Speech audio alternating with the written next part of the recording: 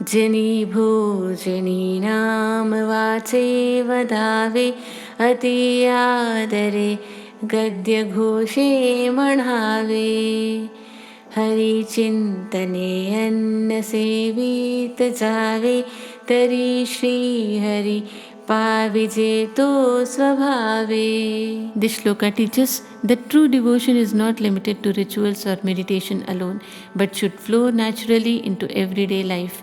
It advises chanting the divine name while eating and speaking it aloud with love and respect. When one eats with remembrance of Hari, even food becomes sacred.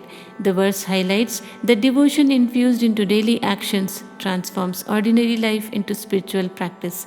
By combining nourishment with God remembrance, the mind stays pure, grateful, and disciplined. Such mindful living gradually aligns one's nature with divine qualities. Ultimately, the shloka assures that those who remember God sincerely in simple acts, like eating, attain divine grace effortlessly. Liberation is not distant or complex, it becomes a natural outcome of constant, loving awareness.